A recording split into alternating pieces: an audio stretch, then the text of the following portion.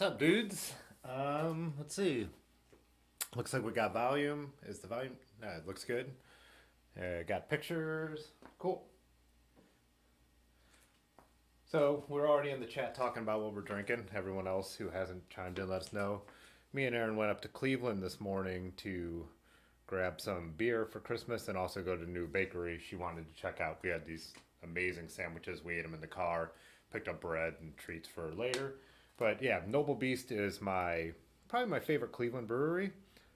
So we got a 4-pack of carryout, which was an India Pale Lager, a double India Pale Lager. So basically, you get that lagering effect, but a bunch of hops.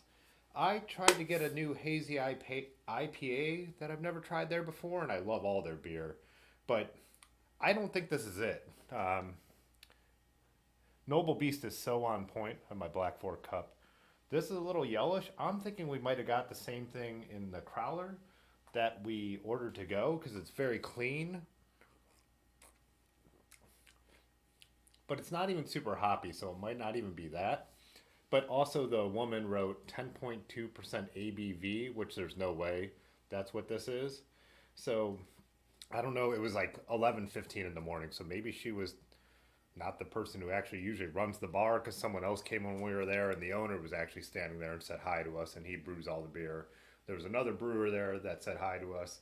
So I don't know what happened, but this is definitely, I can't imagine this is a hazy IPA from Noble Beast with the way they brew and the way it tastes. It's almost more like their Saison, and I think this is probably a Saison, which I really love, and I love all their beer, so that's fine. It's just not what I'm expecting, and I'm thrown for a loop here. Ben in Columbus is starting with the Platform S'mores Yummy. I really like their Yummy Yummy, which was their fall beer. It was kind of like making a pumpkin beer, but with sweet potatoes instead, and I always liked it, but I never had the s'mores. I asked him if, the can artwork on the, on this. Oh, this is Ben's friend. Is that the same friend we actually saw at Noble Beast, or where did I meet your one? Ben in, Akron. Anyways, get that angle so it doesn't get too over. So go this way.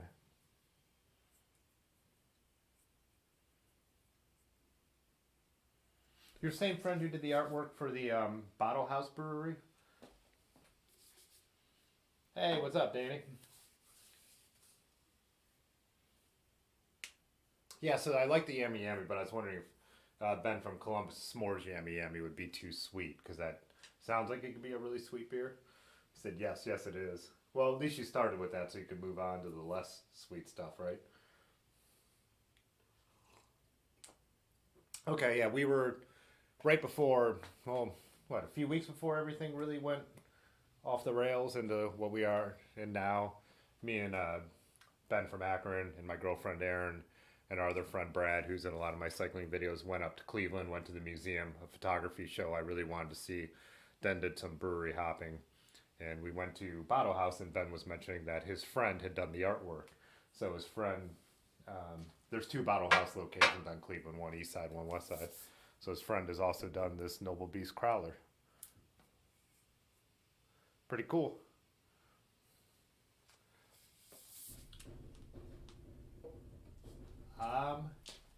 I think we have a guest at the back door. This will be interesting. Let's see. Oh, yeah, it's open. Just kick the bottom. Otis from Dirty River here. The owner of Dirty River has just walked in with this. What do you have? Your fat bike? It's outside. Are you sure you want to leave it outside? You don't want to just lean it up down there? It's alright. By the way, these are, talking to my friend Otis who just walked in, these are dominoes. They're all leaned up in the same way, so yeah, be careful. You sure you don't want to just bring that down here? Alright, I'll do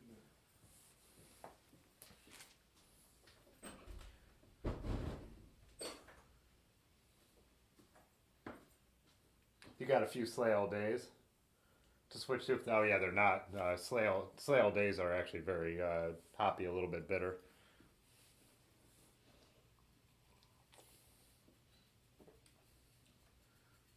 Yeah, this is cool. too bad they gave me the wrong beer.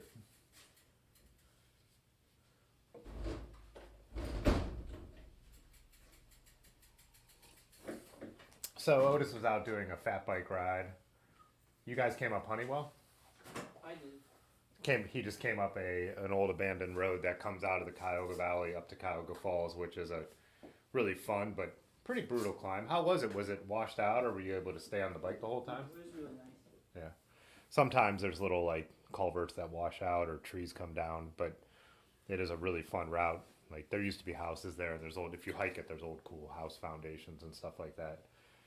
But yeah, we all tend to see how fast we could ride it. I haven't done it this year. It looks like it goes through the park now, technically, and it looks like they've kind of tried to keep us out a little bit. But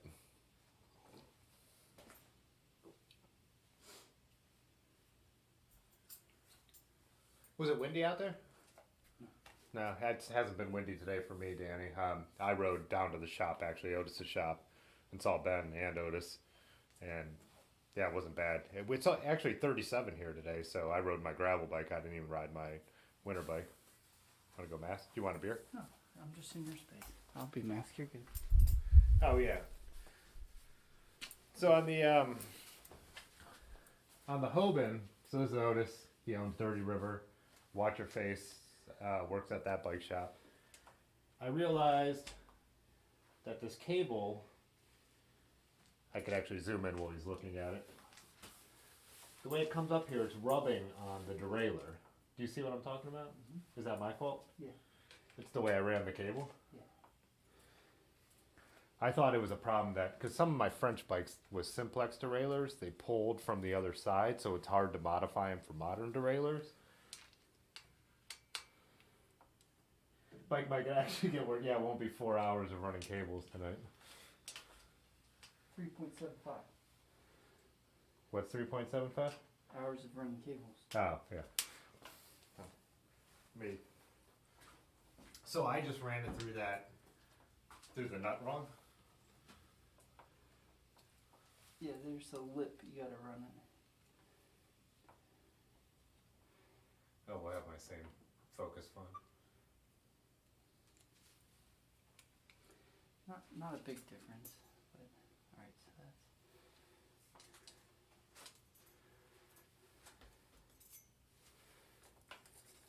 Is this hooked up? Yeah, everything's hooked up. It's not all tight or right, but Tight or right? so what I had done is I guess I ran it to the wrong side of the. Oh, because there's the groove. There's a lip. It's got to go over the lip. The lip provides leverage. So you suck it in there. Yeah. It's got to go over. So just it's like a 1/16 of an inch that makes a difference. Yeah, it makes a huge difference. So I actually ran the longer cable here and the shorter cable there when I was doing it last week because I was talking and drinking and. First 2 hours. Yeah. Well, there's a ferrule that can fit a little better in here, but this would work. I was wondering because you gave me this, and I'm like, with the tension, will that be all right? Yeah, it'll be fine. But I've got a better ferrule at the shop.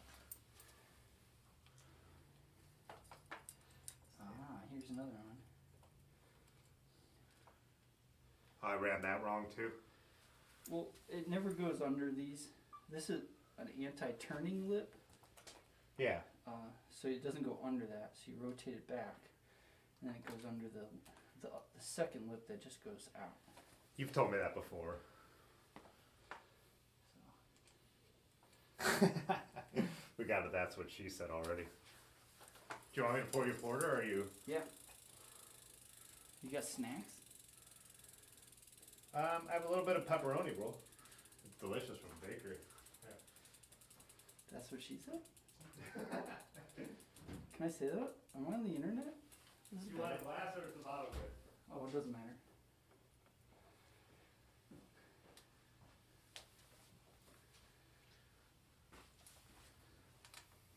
Brought my favorite multi-tool on accident, so there's that. So how I usually say this isn't when I'm doing stuff, this is not how to do it. This is just how I do it. This is actually how to do it. Is it? Well, Oh shit! what's wrong? It's not in the shifter. It's not. It's slipped out. It's not in the groove inside the shifter. And we need a ferrule right here. Do you need a ferrule on these? I thought you didn't. I think we took a vote on that. Oh, that was the brake inside here. No. So I got the ferrule here.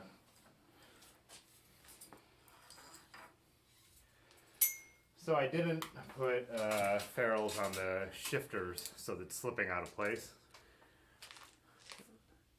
Well, it just. This wasn't.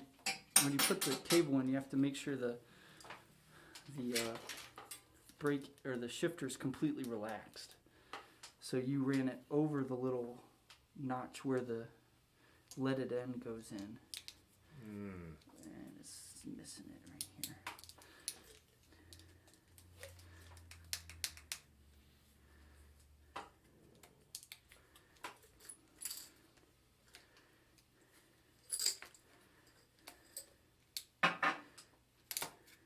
Those are pretty nice cables that Brian gave me, huh? Who's Or Brian? housings and cable. Brian, he rode, well, he might have rode with us before you were riding with us. He owns 3 Anchors Tattoo Shop 2 doors down. Oh, McFadden. Yeah, McFadden. Yeah, no, I've met him. Brian Marsh knows him.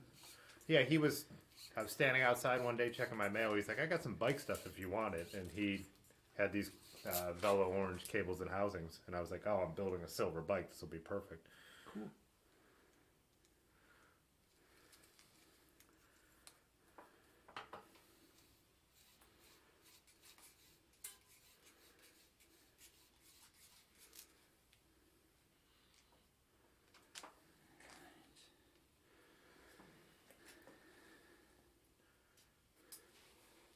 This is kind of like, well, my last Neo Retro build, I guess, was my Trek 500.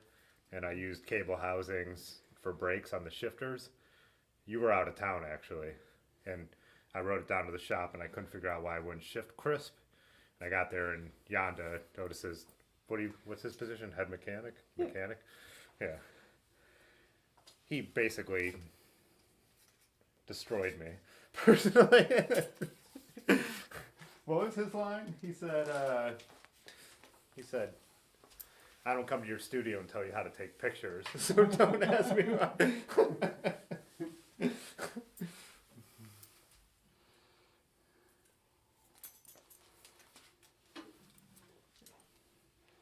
Otis, what's your dream bike?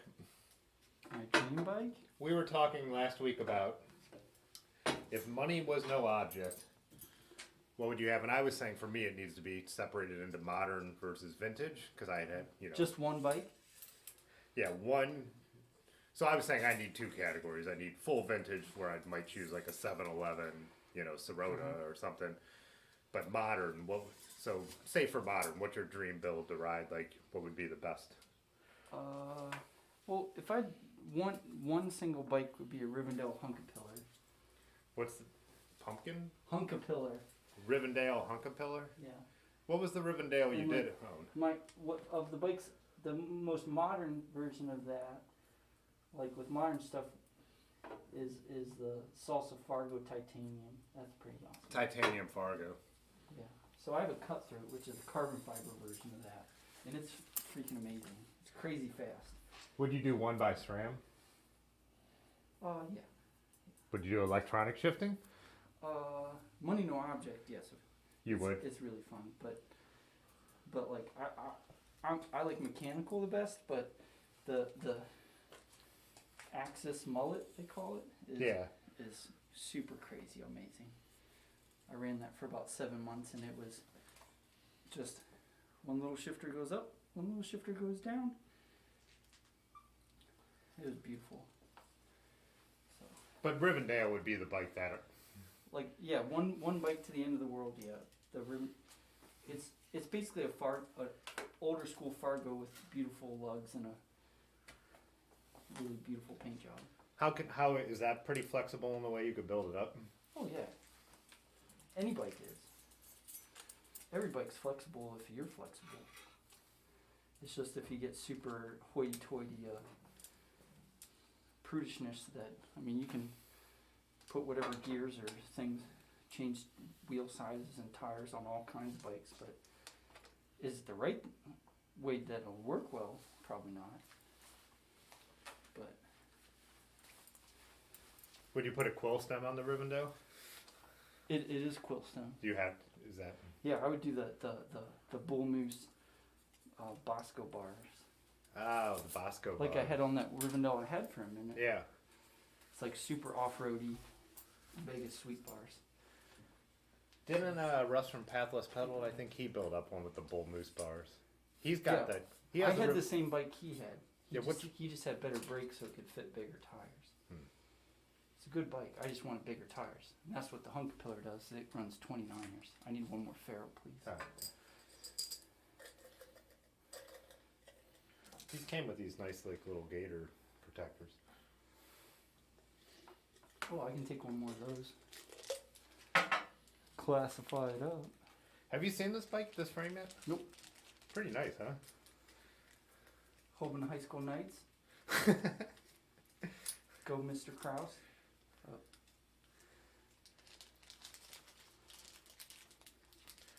$90 delivered to Columbus, can't you know. We'll see. Yeah, we'll see. We will see. Should help. The most famous line by a person I respect should help. Yeah, Russ has his Bombora. He did a video with that, but that Rivendell, he reviewed it, then he bought it. What was the model name of that Rivendell? Sam Hilburn. Sam Hilborn, yeah. You could just tell he was completely in love with it. I'm surprised you sold yours. It couldn't fit big enough tires. Couldn't fit big enough tires. It could only fit 38s and fenders, and the fenders rubbed the whole time. Oh. So I didn't know that's why can't you live sold. like that. Yeah. 38 in fenders, yeah. How are you supposed to explore like that? That's my road bike size tire. You asked for that.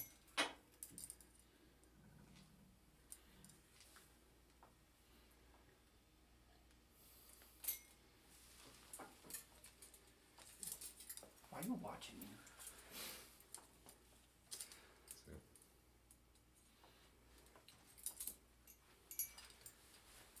So always ferrules on the shifters, but you don't need them on the STI 9-speed for the brakes. Yeah, if you have 5mm housing, it fits right in there. All right. I should write that down. This isn't exactly compressionless housing, but it should work. Should help. Yeah, should help. The words of Tim Fitzwater the first. Ben from Columbus said, that's why I'm stuck with the Journeyman until I spend big money. Want the 2.1 clearance. Did you guys sell Journeymans like They have hotcakes? 2.1 clearance. What? Journeyman's fit 2.1. That's what he's saying. That's why he's stuck Those with that bike too. Those are awesome. What a great cheap bike. Nothing like it. Good job, Ben. Good bike choice from Columbus. Yeah. Ben from Akron says, Not Ben from Columbus? how's Otis going to build his new bike? What is your new bike? Did you tell me that today? Oh, I have a lot. Well, I tried to get a titanium Fargo, and they sold out. So I was gonna run the new whiskey carbon sweetback bars with 2.4 slick, 29 by 2.4 slicks on a titanium Fargo. So that was going to be pretty amazing, but those sold out. So maybe in the future. So, but I'm building up a All City Super Professional. Oh, thanks. Hey, it's my favorite beer. All City Super Professional. What? Oh, is that that sparkly one that I saw in there? No, that was That's the sparkly one, but I got a light blue one, and then I have some wheels I made that are 26-inch with old school Velocity blue painted rims. And I put Rene Ayers 26 by 2.3 slicks on it. It's what he calls his enduro all-road bike. So the Super Professional has through axles with that, and then I haven't decided if I'm going to do drop bars or sweetback bars, but it'll be a really like fast enough that I can keep up with you guys when you're not riding that fast, you and Ben. But I can also ride their train gravel and not want my hand cut off my hands, because you gotta have big tires to handle that train gravel. Yeah, train track gravel. Would you say industrial gravel? Industrial gravel. Okay, just checking. There's a lot of new terms going around. Hey, what's up, Lanky? Danny says would like to get the Surly 24 pack rat before they got recalled. My frame is perfect for it. Wait. My frame is perfect for it. Yeah, they're kind of apt, but you have to buy them within an hour of them coming into stock, or you have to wait another 2 months. They sell out immediately. What is that the light blue one you have in the shop? The super professional? Which one? Oh, the pack rat. You have a couple pack rats, right? Oh, the pack rat is green. Ah, okay. It's the one you were sitting next to on the couch. Alright. That is a 24 pack rack. I could be tempted to take that rack off of there.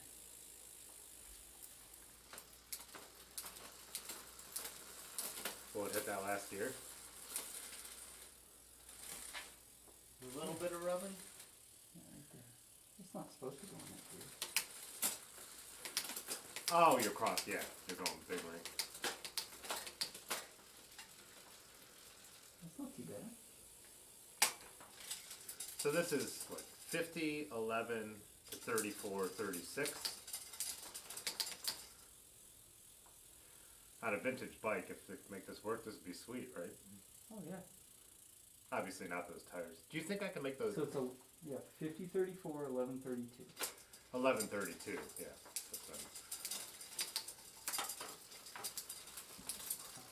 Yeah, so this is I'm not sure what year the frame is, but late 70s. Do you see how nice the lugs are? No. Look at Ooh, nice. these cut out. Little hearts. I mean, if you're into that sort of thing. But I think that This is me nodding. Ben said, any idea when the new shop will be done? You guys are pretty much done now, right? Oh, we're open. They're open. To me, it looks done. If you walk in, it looks done. Yeah. It's not even half done, but it's open and functioning. So. If you're saying it's not even half done, that has to be a lot of behind the scenes that's not done. Yeah, it's organizing and like little things, but we're open and fixing and selling and all the winter stuff and yeah. Do you think I can make it with 32s and that reach there? 28 probably. Did you see what I did? I put a front brake on to get through because I don't have a drill that I could fit in to drill this out for modern brakes. Oh, yeah, that's fine.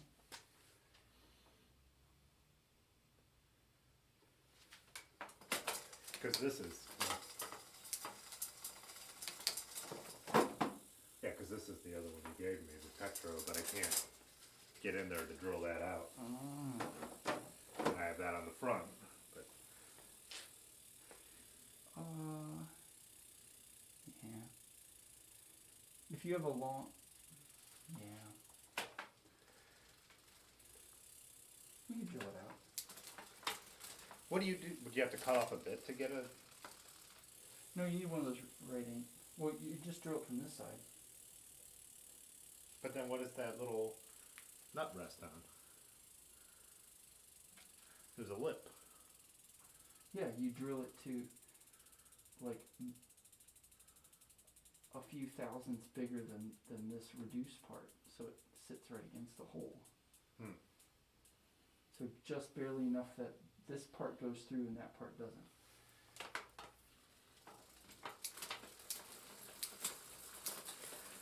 Here's a question for you. Can you get Bear Claw, or are they direct to consumer for the most part? We are not a Bear Claw dealer, so we cannot get Bear Claw. You can't get them, but shops can get them if they're a dealer. Right now nobody is accepting dealers pretty much because there's so few bikes to go around. The demand. So we thought about getting them, but we cannot get them right now. So, Just like with Ultra Dynamico, Ben asked if you guys could get them, and they said maybe next year. yeah, it's Revelate bags and all kinds of different companies are. There's just not enough bikes to go around, so Yeah. these are on upside down. No. I could get 32s in here though, right? Probably. If you bring the wheel back. Yeah, it's all. It's just this. I don't. Yeah, that looks like it's hitting pretty good on the track. Is this though. a 27-inch bike, and you have 700s on it? I think this is a 700C bike.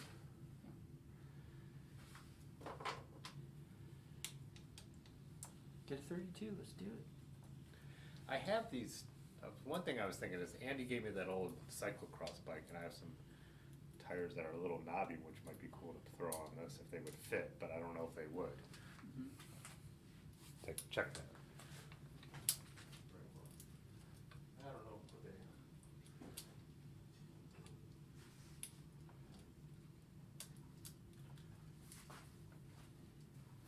Yeah, we do the like Bear Claw. Oh no, these are 38s. I couldn't fit those. Yeah. No. Bear Claw. It's like we do Salsa in All City and Surly, so those are the Bear Claw overlappers. Ah, so it'd be they're kind of like a competing brand. Yeah, well, but they do adventure bikes, but they do like Asian titanium frames, like Salsa does, but they're a little bigger tires. So we went to their shop in Michigan, Einstein Cycles. So Lanky Cyclist said he was looking at the Bear Claw Frank the other day. yeah, it's sweet, huge money. Oh, 4,500. Is that just the frame and fork? Oh, I don't. Just the frame and fork or a complete build. So Danny says, can someone explain to me the reason the Surly 24 pack rack is the holy grail of front racks? I was told to seek it and get my hands on it, pre-recalled for my cross check. Oh, you have a cross check, don't you? Yeah, pre-recall? Yeah, it must have been recalled for some reason. Well, it's not. It's just that they're not. Oh, but they're just a big rack. So Traveling through, they're always old schools. Someone sees the Vans box. Hey, go ahead. Yeah, the 24 pack rack. It's a good rack. You need to have the right mounts to mount it to it. I don't know if. You need front fork. You need front fork mount. Yeah, you need like crown mounts and mid blade mounts. So I Eric's don't- on board would take it, yeah, because it has crown mount. Correct. I don't know that Crosscheck will have those mounts. Mine definitely doesn't, but I have an old one. So Frame and fork most of all. Yeah. Bear claws are 2,500. yeah, they're neat. 4,500 for So- the GX Eagle build.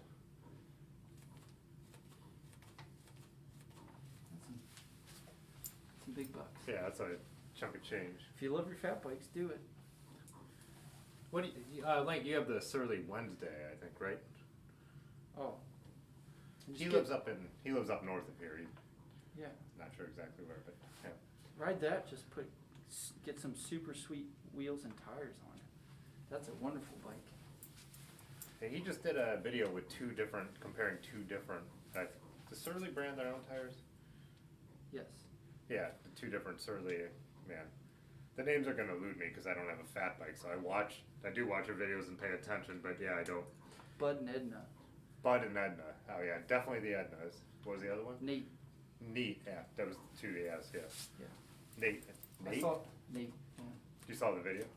I saw the link. Yeah. Because it was like attached to yours or whatever. People who like this also like this. Yeah. Yeah, Edna and Nate. Well, that's I've what he never said. liked one of your videos. I just, it's Yeah. there. YouTube knows. Ben likes them. YouTube knows that you looked at it. That your eyes. No, Ben did.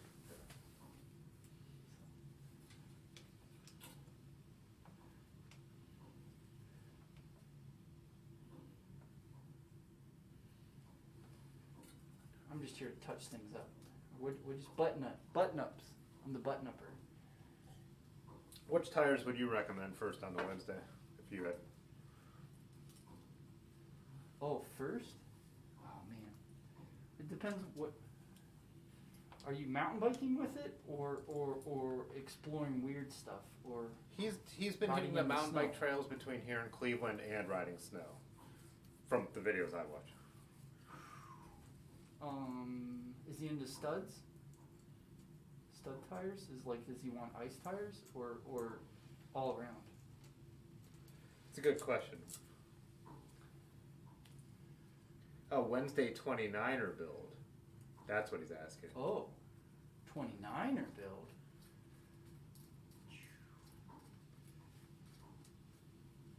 How wide are 29er tires? Is that a question? How wide would you be trying to go with the 29s? Yeah. As usual, the two Bens have paid attention for me. And so Ben in Columbus is just like Ben in Akron, that they both can fill in the gaps for me because I never know what I'm talking about. I never remember things or pay attention well enough. Oh, 3-inch. Okay, yeah, full 3-inch.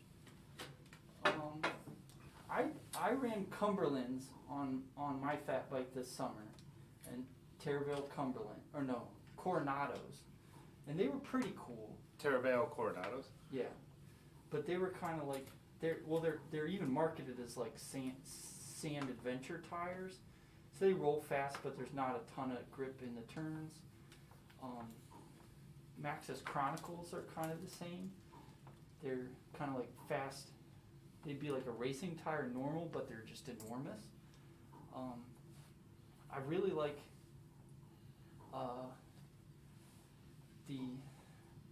for real big tires, I really like the Terravale Cumberlands. They were a small knob in the middle and giant knobs on the side, kind of like the Maxxis Minion SS, where here there's not, like you can only ride the trails when it's dry, so you don't need a lot of knobs. But then if you go exploring and you're sinking in, there's giant side knobs to help you like plow through the grossness. So I like that kind of stuff, but it just depends how fast you want to go and how much rocks you're doing. The more rocks you're doing, you want bigger knobs so you can grip over the top of it. We got some votes for the extraterrestrials and the Maxxis Minions.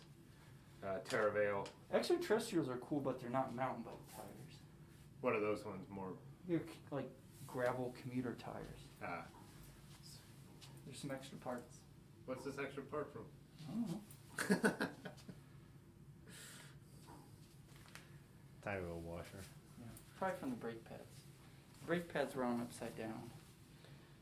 What wheels would you run on that 29 setup? I like Velocity rims very much, so I like their dually rims. Dually? Mm-hmm.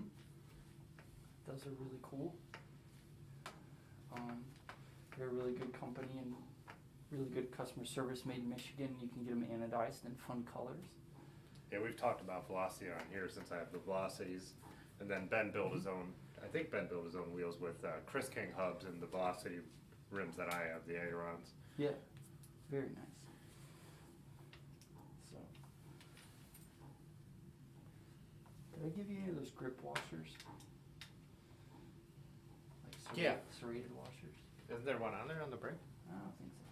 Just on the back one? Yeah, I have one on here. Yeah, it was a 3.5 hour in mistake. I do have those. I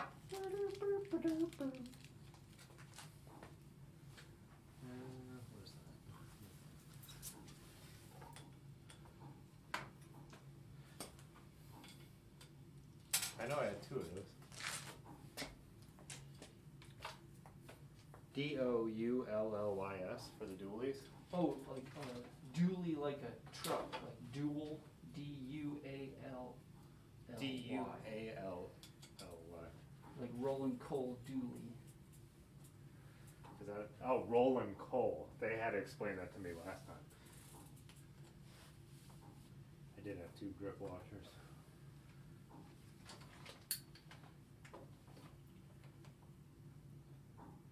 I cleaned up to make it look nice and neat, and now I can't find my stuff. Should I put these on?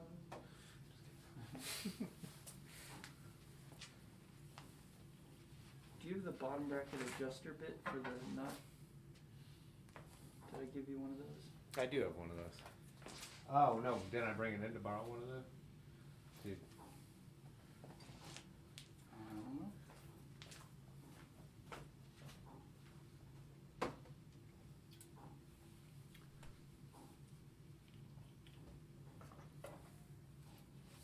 So when do you say stay classy, Kyle Falls?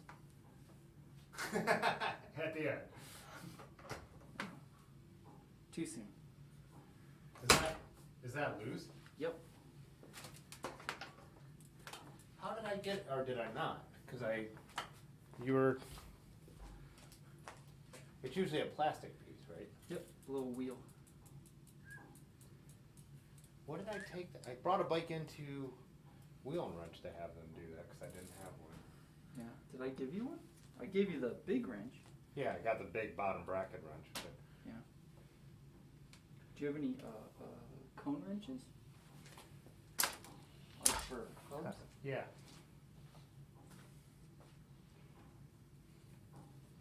Like these?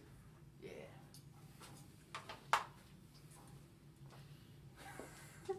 This is not approved.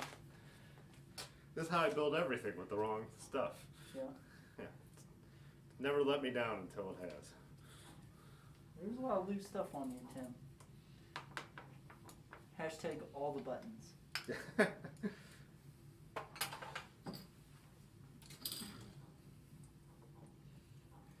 It's in the Vans box, he said. Were you here for that when I couldn't find anything? And then I realized I had all this other stuff from the Rowley in that Vans box, and I'm like, oh, there it all is. I was trying to put this together. I'm like, where the hell is this shit?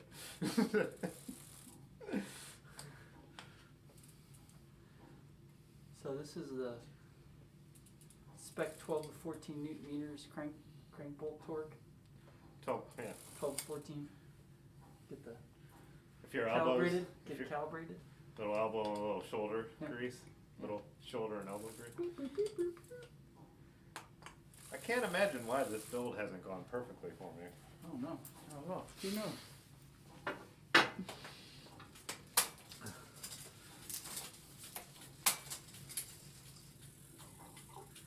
Like I said, I usually get them close enough that I could ride it to the shop to have you guys berate me and fix it. I would rate you. Oh, well, Yonder berates me. Yeah. You explained to me. You're actually I berate you for things completely devoid of bite. yeah. Life choices. Life choices, yeah. Fashion. Fashion? That's obviously fucking bullshit. Oh, am I still supposed to be looking for that washer? Oh, I don't know. It's your bike. Well, the brakes aren't on anymore. Oh no, that's how it's supposed to be. It's usually. There we go. Got it. Wow. Amazing. That's why you get paid the big bucks. That's why you get paid the little bucks. Okay, beer too. Yeah. It's not just good, it's good enough. Good enough. Cripper washer, right? Yeah, enough. N-U-F-F. I gotta take a leak. Can you keep them entertained? Keep. Hello, my honey. Hello, my baby. Cool. Come on, I'm ready, come down. I'll be right back. How about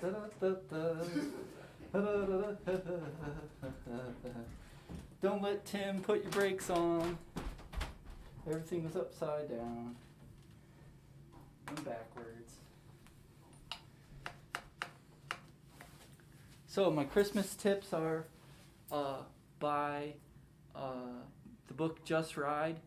I can't see any of your comments, so you can give them to Tim and he'll respond sometime. But Just Ride by Grant Peterson, excellent book. Then the new one, The All-Road Bicycle by Jan Heim, super cool. And Every Rivendell Reader of All Time, super good. Then there's a silly book called Bernie the Bike Builder by Taj Lucas. It's a kid's book about building bikes. I mean, what could be better for little kids than to learn how to build bikes? So those would be my Christmas recommendations. And then you should ride in the winter because it's great. So buy merino wool.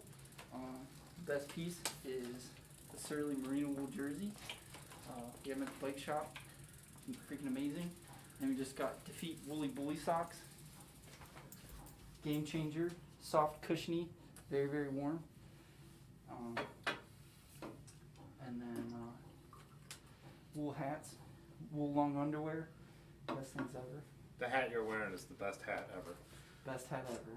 45 North, I don't know what they call it. Greasy. Greasy. I have two of them. Because I thought it was weird to wear the same one every single Wow, day. that's smooth. There you go. There you go. Just a tip? What did you say to make someone say just a tip? Greasy? I made Christmas book recommendations. Oh, Christmas. Fairdale Taj? Yeah, Fairdale Taj. Fairdale Taj. Bernie the Bike Builder. Bernie the Bike Builder. Yep. He made a children's book about a rabbit who builds bicycles. Really? Yeah. So Bernie puts his brake pads on upside right. We're missing some washers on this. Something's up. Yeah. I got So, washer. so you got a big one here and a little one there. And this one you just have one. So something's up. Something's up. Did I put those pads on there or did I get them like that? Oh, these are the Ultegras that go with this group set. Yeah. So it was, Are they off the pink bike? no, they're, that's a group set that, what's his name? 216? Butler. Chris Butler did. But I can't remember if I put, not a bit, I can't remember if I put those on. I definitely got those. The brake pads are not Ultegra, so I don't know. Oh, here we go. All kinds of little bits.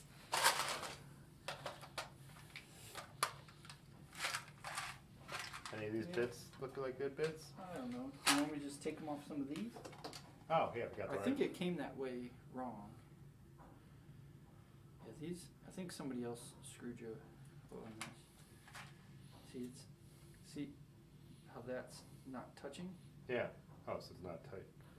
Well, no, it needs it's supposed to have a concave washer. Yeah, so you have the adjustability. Yeah, I think so. I don't know. All the others are like that, but I don't know if that's correct or not. Without looking.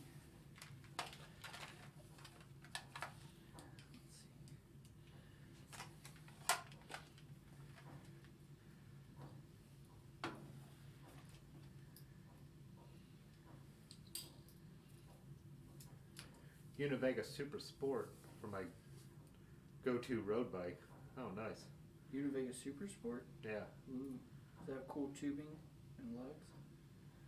The 80s Japanese stuff was super cool. Yeah, I see.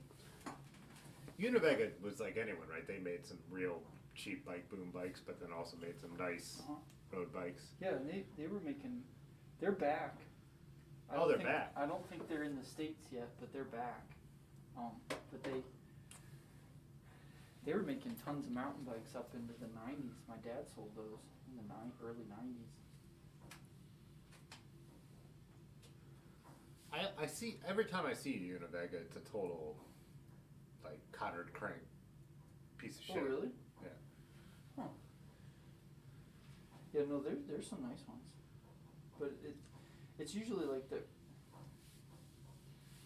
I don't mean that to be offensive. It's just the ones I've seen out there. I've seen bike boom versions. I've never seen like the nicer ones. Just like, well, like I say about Peugeot. Most Peugeot you see on the road are U08, pretty much pieces of shit. But they made nice bikes too. So. Yeah, well, a lot of the early '80s Japanese stuff's super high end stuff because they're building to like the standards of like that like Toyo in Taiwan and stuff like that were doing, like what you'd see on an All City or like the Asian Rivendels or a Crust or things like that. So Canfield Nice Brothers bikes. is back too. Have you ever heard of Canfield Brothers? yeah, they're a small high end aluminum or parts they're high end aluminum mountain bikes, but they do. I think they do like big fancy mountain bikes too. But I'm not very familiar with them. Yeah, they're on there. It's alright. They're lined up, they're towed. I don't think they're gonna touch. I think I could put the like 32s on there without them rubbing.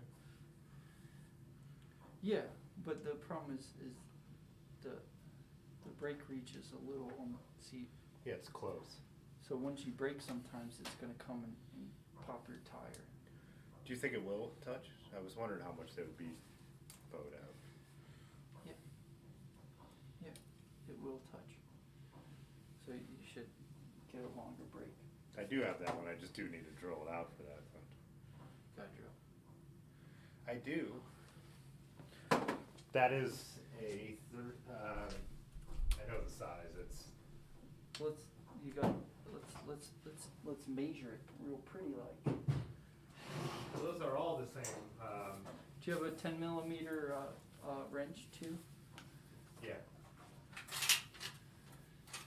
It's the 5/16, right? Oh, I don't know. For that nut, I think that nut is 5/16. Most bike stuff is metric, so it's probably not that. But they don't. Yeah, but nobody makes metric drill so everyone says to use a 5/16 and ream it a little bit. That's what our Yonda's favorite guy, RJ the bike guy, recommends. Oh, sweet Jesus. We're going there, huh? We're going RJ the bike guy on this show. I know nothing of the man. What do you need? What's a wrench? 10 millimeter box wrench.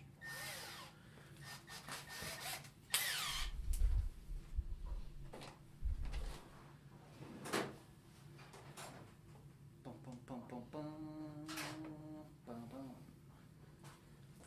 Bum bum bum bum bum. Bum bum bum bum bum.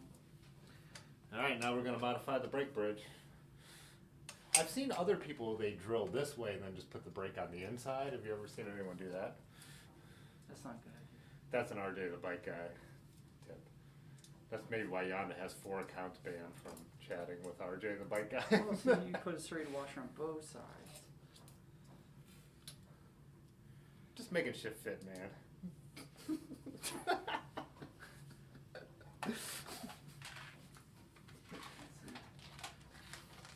Like I always say on this channel, it's not how to do it, it's just how I did it. I say that about my photography, my videography. This is not a lesson for you. This is always. Yeah, we should do this classilier than this.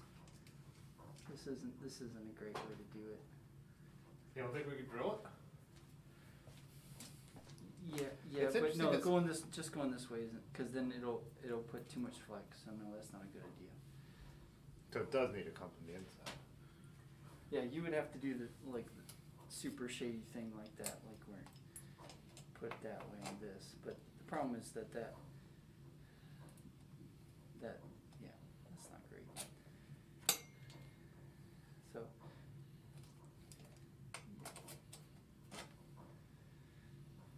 yeah, it should be drilled out from that side. But But that's what I'm saying. How? I mean, well, even if you have a you right get hand a drill. short drill. There's short drills. So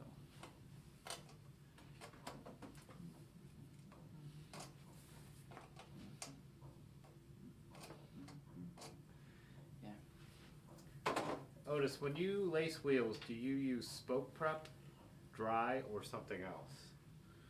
Dry is dry mean dry lube? Dry lube? Is that what dry? Is that what they mean by dry? I don't know. What do the other two things mean?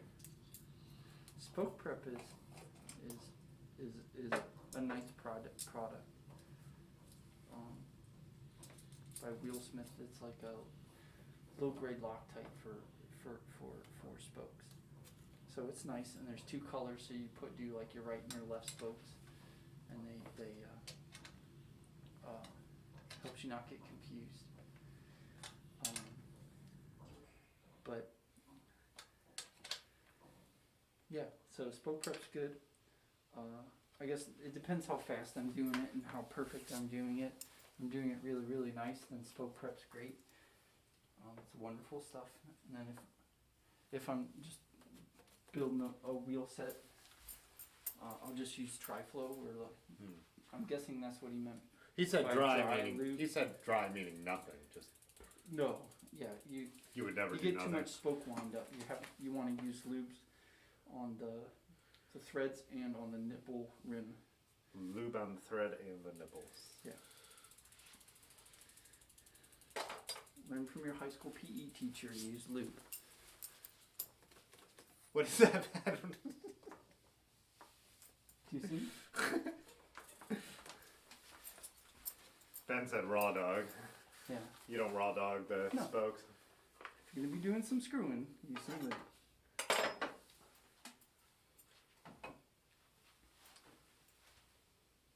Is this the COVID friendly beer drinking like this one?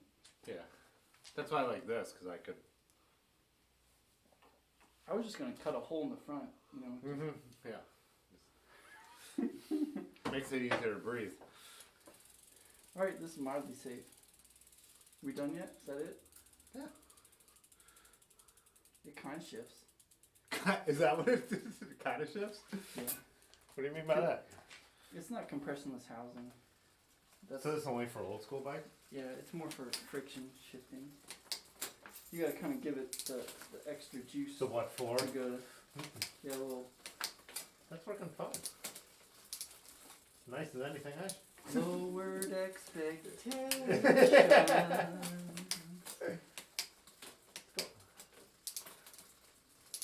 I'm not mad about that. I don't hate it. Ah, yeah, just. So what we did tonight was we put the brake pads on right side up Mm-hmm. and correct left and right. We made the bottom bracket not be wicked loose. It's always good. Yeah. We put the cable in the shifter and not above the shifter, because there's a little ratcheting wheel that has a slot and that leaded end sits in there, and sometimes when you're setting it up you accidentally shift and it turns that wheel around and your cable sits above it, and then when you go to shift it's like 3 gears off, so when you shift down the cable's like laying all loose. Ah. So you gotta make sure the shifter is fully relaxed, and then the leaded end lays in the slot. And that one was, because it's old, it was like trying to jump over it. Like I had to use a little flathead screwdriver to kind of put the leaded end in there and then hold it and feed it through, have it in the last gear down here and snug down. So that. So it's then a you shifter. have some tension to start setting your indexing. So that happened. Then we put our ferrules on in the shifters, so that'll help. We clamped our front derailleur down. Did a little limit adjustment. Wasn't that bad. Yeah, it was close. I know. Yeah. That. Ran this to the right spot. Horseshoes and hand grenades. Yeah. So yeah. Put a grip washer in the front. Didn't drill this out, but I'm sure Jan would be happy to buy a new tool to drill that out for you, or has it. But yeah, Probably has it. You need a short little angle drill. That would be worth doing. I think that would be totally worth doing to get this. Yeah, there's some of these you can you squish that. You can replace that bolt with a long one, like put a front bolt on and run it this way. But that's not the simplest. I see, you just messed that up.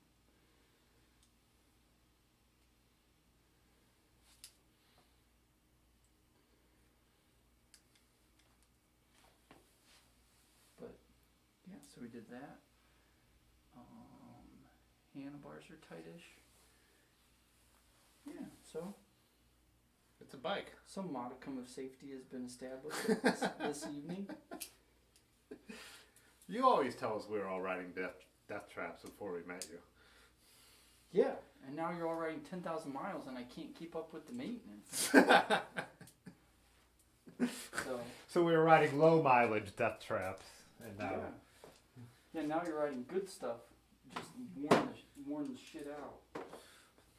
So, yeah, it's like, I can't even believe how much you guys ride now. It's freaking crazy. Did you see Ames hit 12,000 miles? No, it was 11,000 11,000 with running. Yeah. But she had 750 miles of running. 10,500 miles. Here, Ames. She came to the shop for a Christmas gift, and I was like, "What's up, 10K?" I gave her a high five. Like COVID high five. We had gloves on. Yeah. Was she offended by that? No. She's awesome. So. Yeah, Micah's like almost 9. Yeah, You 9,000. you friend guys Micah's are 9,000. 6 or 7. There's a bunch of people with 6 or 7. I got 200. I want to get to 65, so I got 200 to go in the next week. But I'm at least 1,200. yeah. Solid. Easy. Easy got 1,200. Yeah, COVID bike boom and moving a shop You've been busy not as a hell. cyclist Yeah. make. Russ, did you end up watching his video with what's her name from? Not yet. It's good, yeah. It was really interesting hearing that because they're a small shop like you that doesn't keep a ton of inventory, so it was very interesting. Yeah, there's some. You like that bike hand? I don't know what's going on. I don't know either.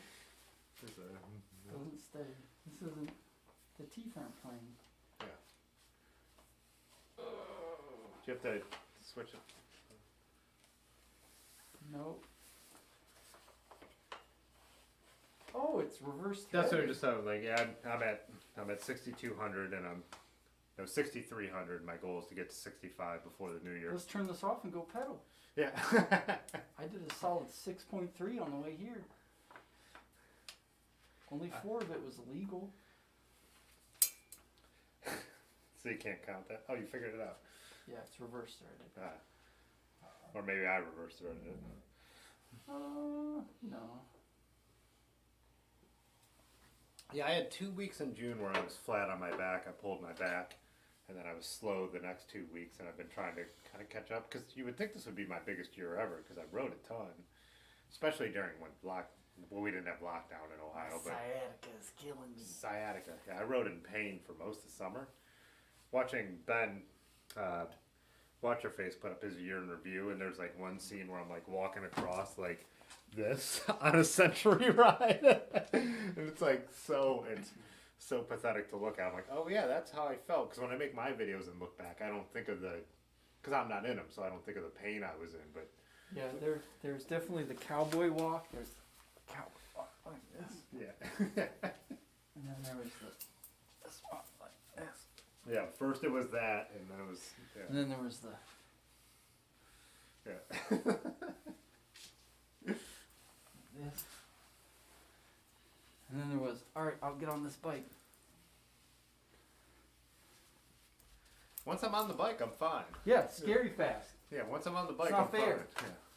That's how you're injured and I could beat you. Plant-based says he rode 5,300 miles at 67 years old. God, I hope I could pull that off at 67. The way I'm going, there's That's no some chance. Bob Darrow shit Yeah, right yeah. there. Yeah, our friend Bob. How old is Bob? Does he know Bob? I don't know. Bob 62. Bob's 62, and then on his 124 miles. Double his age every birthday. yeah, every birthday he does a ride that's double his age. Yeah, he's somewhere in that 6,000 to 8,000. Yeah, he rides as much as us, right? Me and Ben. Yeah. He's usually just a shade of. No, well, this year because we were so busy at the shop, Ben didn't ride as much. Yeah. But because we just did a lot of sitting down at the end of the day. But yeah, he's neck and neck with Bob. And then we have this super cool. We were fixing the bike at the shop. This super cool guy. He has ataxia. It's like kind of like MS, where you have like it's like a nervous disorder, but it's lower grade where it's not quite as fast degenerative. But he's got kind of like tremors. Mm-hmm. So his doctor was like, you should get into bikes, and he was like, okay. And he's like type A, and he pedals. Started riding bikes, and like we got a multiple bikes, so he could never had to take a day off. And like as he got a little more unstable, we put huge wide tires on and dropper posts, so he can drop his dropper post to get his feet flat on the ground immediately, so he doesn't tip over as much. Nice. And like he brought in the fat bike with big knobs on, and the whole bike was completely bald, smooth tires, because he had like 2,000-3,000 miles on fat bike knobbies. Wow. And it is awesome. It's so cool. But like he's like a trailblazer. Like helps. You know he's like a little unstable, but like he's helping people on the trail, fixing flats, and he's always like the last 3 years he's been neck and neck with Ben, and usually beats Ben. Last year he didn't, but usually beats Ben on the mileage, and he even goes to Florida and puts max miles in. So there's a lot of. Oh, Bob has 8,400 this year. Is that from Brocious? Yeah, of course. Yeah. And Ben said he's about 1,000 miles less than last year, but the most centuries he's ever done, which is the same with me. I rode 7 centuries this year and 2 back-to-backs. So 2 up to Conneaut. That was a 240-mile 2 days, and then the Erie Canal up in New York. I was invited to that. It was supposed to be a chill ride. It was not a chill ride. We rode that at like I know. 21 miles an hour on the way out. Like, Yeah. Take it was the Take your fastest. friends out for a drag. It was the fastest century I ever rode. Like, Yeah. and I that was when I was peak sciatica. I was like, okay, it's been 2.5 hours, more Advil. You know? We killed that ride, and then we did a gravel ride the next day, before doing the century back home, and then hitting in a storm. Can I knock your dominoes over? No. It'd be good video. The next video is That's good television. the next video is finally finishing that look, because that bike is awesome, and that's real close too. It's just I've never done the I need to change. Did you see the stem I got? That's right. We're gonna need more buttons. Look at that.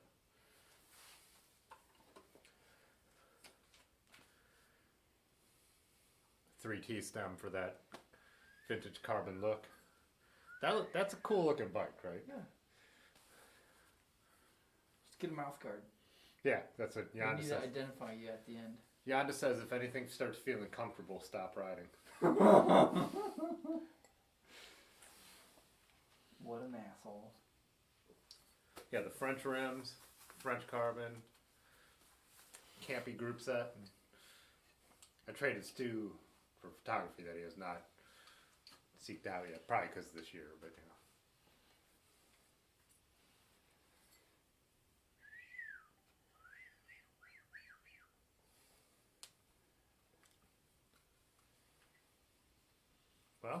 Well, you want a beer? Loosen up my buttons, babe. What does that mean? I don't know. You said, hey, come over at 9 o'clock. You can help me button up the Hoban. Button up the Hoban, isn't that? Yeah. And then you said, I said free beer and can free. help finish up the look. And I said, we're going to need more buttons. Oh, well, I got more beer. Good gravy. Yeah, this is a really. This is lies. Really pretty lugs. Campy dropouts. I've never heard of this. It's a Falcon. So Never Barry Hoban was the British brand, but Barry Hoban was the. You've never heard of Barry Hoban? Nope. He was before. I would say. You've never heard of Barry Well, Hoban? I'm just asking. You know you're pro cyclist. I had it until I got the frame either, and I looked him up. Cycling Weekly just last week gave him the Lifetime Achievement Award, but before Wiggins, he was probably the best British cyclist, most accomplished, Palmares-wise. Is that how you say that? Yeah. Palmares. He had won back-to-back Tour de France stages. He's won Ghent Level Gum. He beat Merckx and what's the real Dutch guy who was Merckx's main rival? Belgian, not Dutch. Oh my God, I was always up there. I think his son's even written. Doesn't matter, but outsprinted them for Ghent Level Gum, and yeah, just a bunch of stage wins, and yeah. He was really good friends with Tom Simpson. He won the stage that after the day after Tom Simpson died on Vanuatu, right? Yeah. Yep.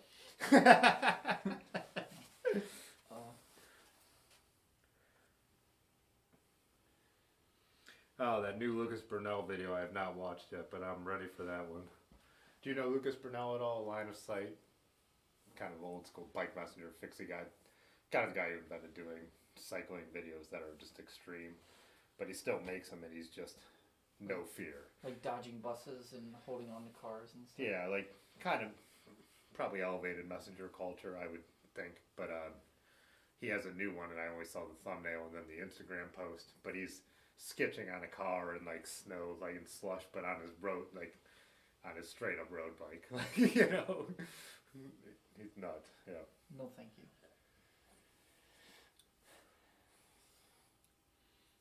Do you want to finish your beer and have a seat?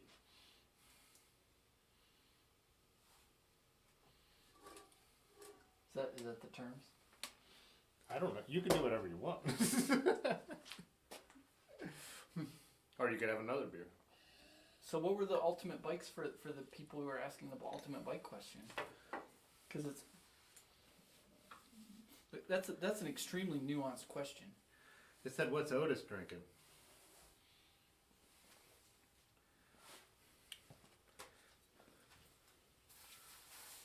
Really, nothing. Well, it's the Founders Porter, breakfast porter, just porter. Let's see what it is. Just Founders Porter. Founders Porter. I don't know. Wait. So you put me right in front of the camera? Am I supposed to like answer questions and stuff? Otis, what did you do all day? Is your shop open and running? How has business been this year?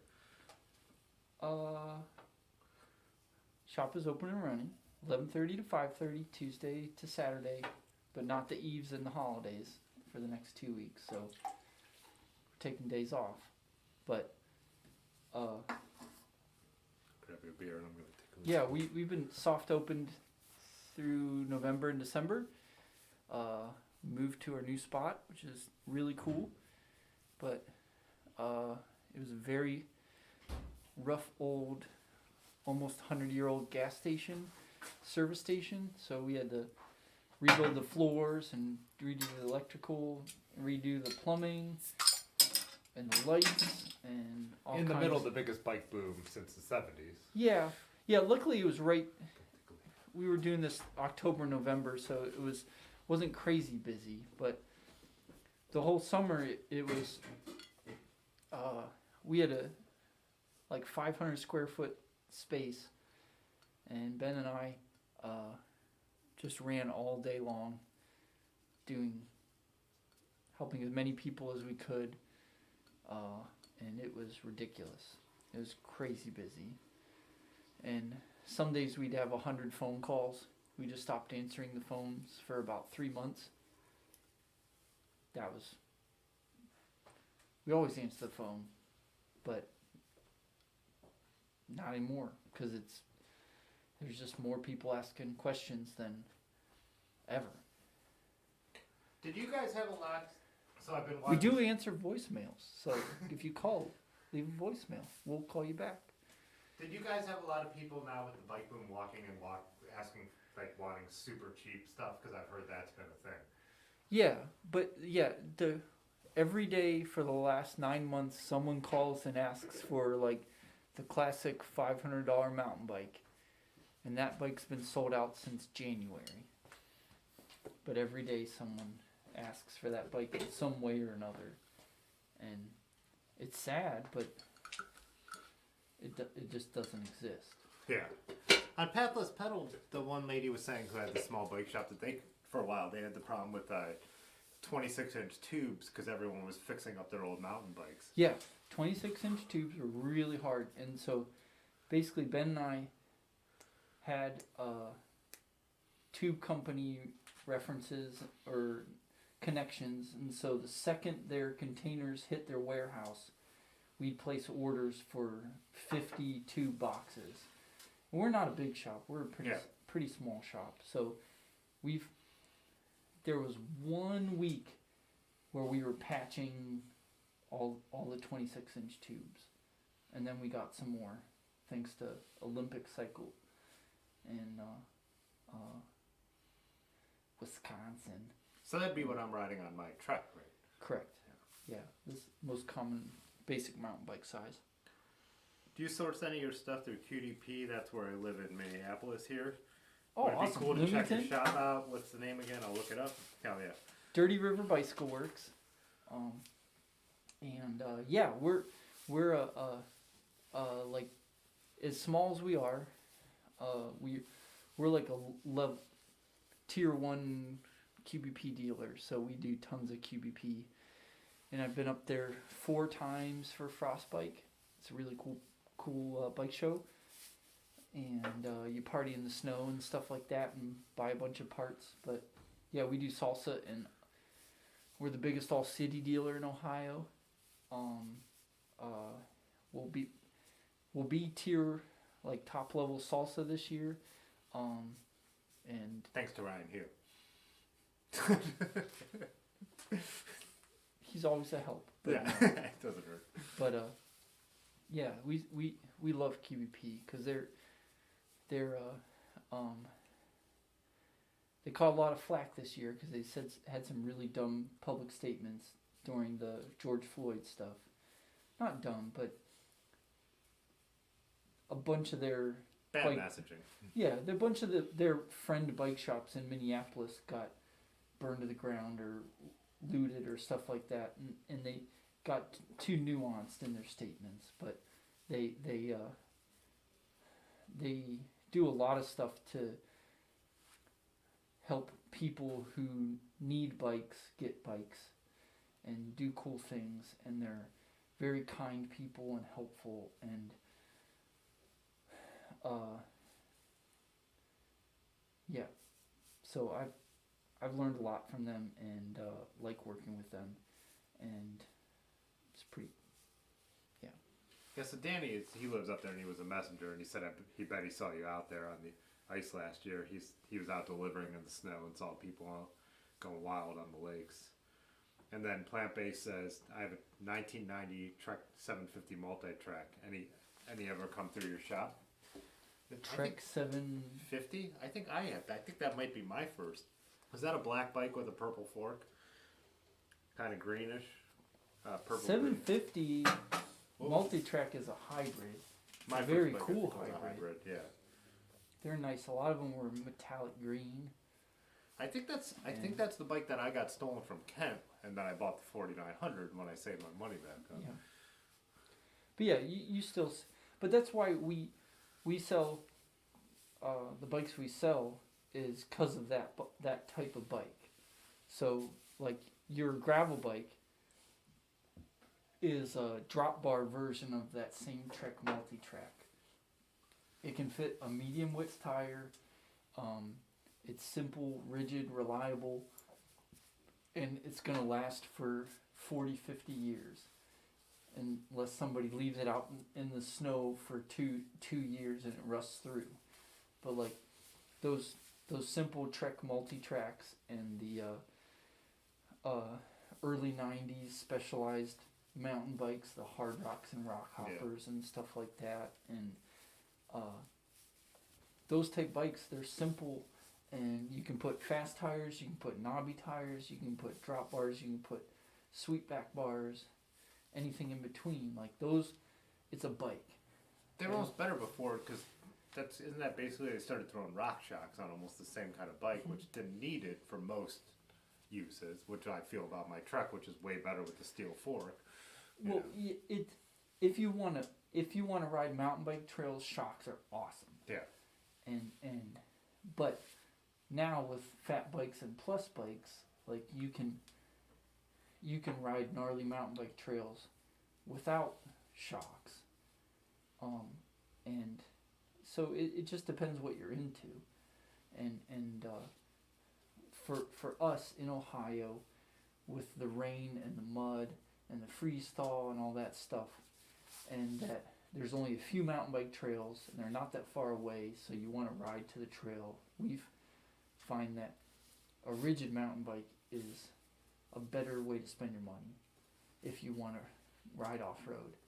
And then as you want to go rougher and more rock gardens and roots and stuff, go to a bigger tire. So like hardcore, we really like rigid fat bikes because they're simple bikes, low maintenance, you can ride all the stuff. But if you want to drive your car to a mountain bike trail and do it as fast as you can and do all the things, like a dual suspension mountain bike is the best bike for that.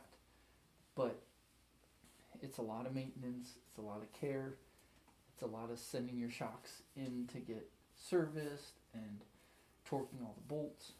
So I like simpler things where you can live that thug life and ride super rough stuff and not have to fix things all the time. That's definitely be my opinion because I don't want all the moving parts. I don't want to have to mess with it. Plus, I ride everywhere I go. So if it's like, that's why I like my gravel bike because it's like, it might be a little underbike sometimes.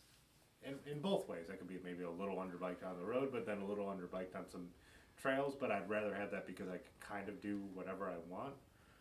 This question is thoughts on wolf tracks. It says he has the Alloy 2.0s with forges on it. Do you know what those are? Say it again.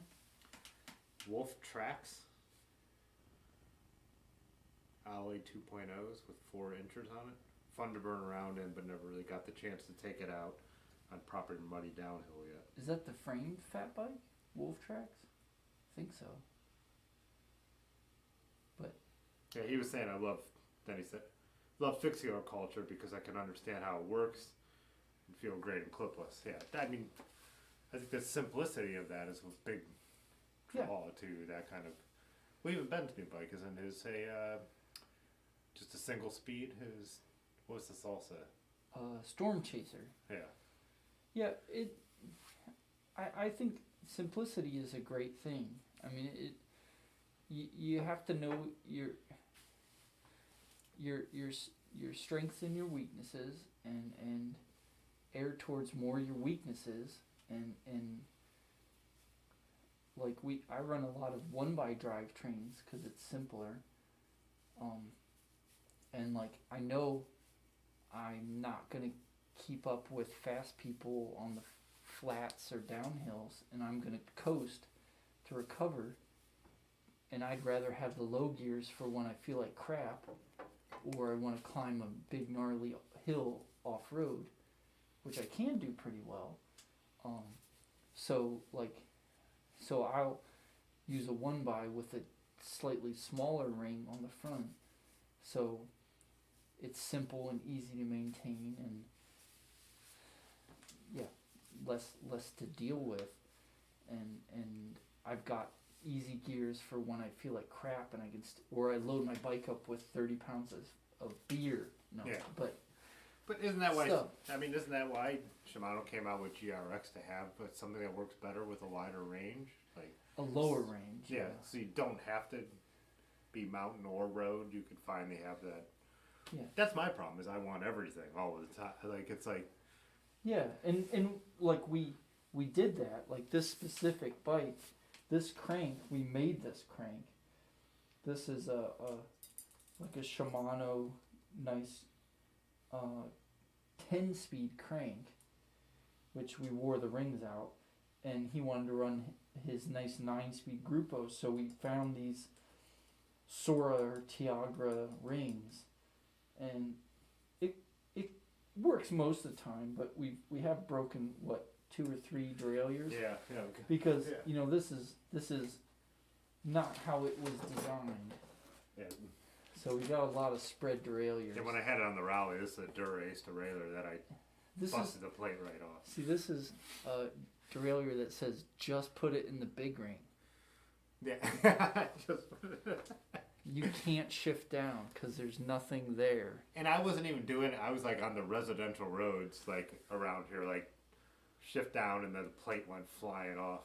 So my secret story about Tim in front derailleurs is he rode faster than me every day, all the time on ancient beat, broken old French bikes, and half the time his front derailleur was dragging on his chainring and chain the whole time, and he was either pedaling too hard or had too many beers that he never noticed it. But I was listening from the back of the group, so I was not going to bring that up because that would be a dick move. I think I have this rear derailleur now on the Riviera. You know. Remember I busted. Yellow letters. Because I picked up that stick. Remember when we were out? So. Oh, that was crazy. I've got a video that night. We were riding the crazy trails. I picked up this big stick. It came all the way around and just shredded my derailleur. I can't believe it didn't break the spokes. Well, no, I saw it. It was basically, it was 3 times as big as that, and it just went right there, right through there, and it just ripped the derailleur, or right the through hanger? here. Yeah, I think I got the hanger sitting right here. Yeah, it just shredded everything in 1.5 seconds flat. It was like your front wheel popped it up, and it just went right in there, and it's one of those. that was straight. Yeah, where the hanger is separate on the vintage bike, which was cheaper on vintage, but normal on a modern bike. But ripped everything up. So we got it. We set it into just one. We got it so we took out some links, right, and just we cut the links and ran the derailleur all the way like that to tension it. to get me home. Because we rode, of course, 10 miles to get to these gnarly trails, or 8 miles maybe. Magic City. 8. To your from here? To my house, yeah. Easy 10. Yeah. So. Yeah. And that bike should never be. So you duped me because I'm just here to button things up, and now I'm out beyond curfew. So. Yeah. Now we have to cut all night. Well, you got a beer. Is that a thing? He's blushing through his bandana. Ooh, Rosie. Oh, he said the nicest things. Yeah, that Riviera is my first gravel bike. It's a Bike Boom cheap French bike that I saw a put post. 38s on. I don't know if it's a relative. I think it was like Henri Riviere, but it was a guy riding a super big slick 650B tires in like 1940. Really? But it was a Riviere, but it wasn't Roger. Yeah, because it could be Roger. Roher? What's French? I don't know French.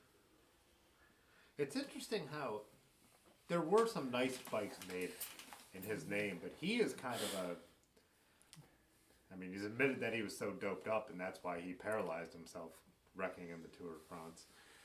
But then every business he opened after completely failed. I don't think he was actually like a very savory character. He was peddling his moment in the spotlight. Yeah, he was more of a track rider early on. He held the hour record for a while, but our record is brutal. I've just been watching. There's one thing I'd never want to try. Alex Dowsett. You want to try to do like half as much as they do? And plus it's so mathy. So when they're like I've been watching Alex Dowsett has a YouTube channel, and he announced he was going to go for it. Then he got COVID, which threw him off. So now he's into the new year. He rides for Israel Startup Nation, but he's a time trialist, of course. That's who usually our record guys now are. But when he's talking about it, it's like so such a science, like what you're gonna wear, like the watch you're gonna put. But when you're actually doing it, you're not allowed to get any of the electronic information. So, oh, it just sounds so horrible. Yeah, they do like temperature, elevation, wind, all that stuff. Like Yeah, where you're doing it. Everybody tries it in like Mexico City or a few other places. Yeah. With thinner air. At altitude. Yeah. And plus they also have like there's earlier hour records that are faster when you were allowed to ride different kind of equipment before the UCI has banned the what do you call those, the not crooked tri-bars? Yeah, but you're still able to ride in a tri position, but you're not able to ride. And there's this, what do they call it? The praying mantis? Yeah. The Levi Leipheimer Floyd Landis praying mantis? Yeah. Praying mantis, that's this one. Oh yeah, that's the best aero position, right? Yeah. Well no, that was the best UCI legal in the 2000s, but then the most aero was the Superman Graham Obrey, which was like this. Oh, down with the hands out. Oh, those narrow, like almost flat bars, right? Yeah, it was flat bars. That he made the bike out of washing machine parts and smoked everybody. And he's still like he set a bunch of records in his 50s because he still did like things his own way.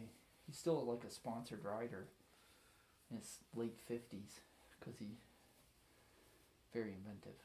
It's interesting too now because the rule is that you have to have the two triangles.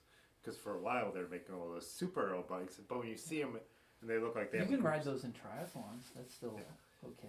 You can like. But then they look like they have this group set. It looks like so misplaced to see those like fancy carbon monocoque shapes and then like a Campy group set from. When you look at Eddie Merckx's hour record bike and it's a track bike, it looks just like the road bike. You can't even tell it's not just a road bike, you know. Yeah. Yeah. That's why like things like Japanese track racing is cool because they have big restrictions. Like everybody rides the same bike. We were talking about this like, last. If you're badass, you're badass. And they quarantine it's because they bet on it so much. The riders are like quarantined. Yeah. Like they're in like the NBA bubble. Yeah. Oh yeah. It's insane. Yeah. Like the Karen, right? Kieran. Yeah. All the bikes are built by the same JF. What the standard is? What is that? JFS or whatever? Yeah. Ben knows all about this. We were talking about it last week, but it's JIS, I think it is. Yeah, JIS. Yeah. But yeah. Lanky Psycho said, "What are you doing an hour of power video, Tim?" Never. I can't even bring myself. What have we just done? Yeah. Are you not entertained? Yeah. I can't bring myself to do an FTP test on Zwift because I'm always like, it would be nice to know. Fuck the police test? That's a test? Not fuck the police. Oh, sorry. Functional threshold power. Yeah, it does mean that. Yeah. I would like to know, like, I would love to do an FTP test, like how they do them ramp now, so you don't have to do the full hour. But I'm like, God, I just can't prepare myself for that. Because you want less accuracy. Yeah. Party pace, man. Party pace. It's like, I'll get on Zwift and even do a race, but it's 12. I put that sticker right on the front of my helmet. Yeah. The party pace sticker? Yeah. Right on the front. When I saw that, I'm like, this is for Otis. Like, party pace. Yeah. Yeti Squad rules. Yeah. Where did you guys go on the fat bike ride? Did you hit some... It's got to be a little wet. You got to wink. Yeah. Nowhere? Did you meet at the temple over here, or is that still the thing? No, we met downtown Cuyahoga Falls. And the mayor of Northside, Mike Malone, drove by in his old Chevy truck. And yeah, there was a big crew, so I just hung off away from everybody. Brad? Hugh? Yeah. It was Keith Pearson, Kevin Kramer, Neil, Kenny. Bunch of old fat bike dudes. There wasn't a single person under 30. Oh, no, Ryan Hugh is the youngest person at 39. What a babe. I just got asked if you're confirmed for future episodes. They're liking you. Oh, jeez. Karen races where all the riders are asked to speak to your manager. Speak to your manager? Is Ben? Hairspray makes the helmet in Karen races. I said Karen, so now I'm getting a lot of flack for it. Yeah.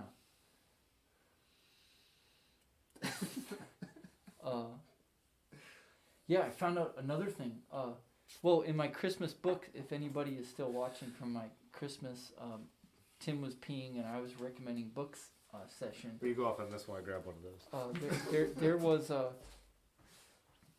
statement that in Kieran races, they have multiple frames. Each year they buy a new frame because I guess they stress it enough that it goes to shit by the end of the season. But in early season, when they're not in form, they use a wigglier bike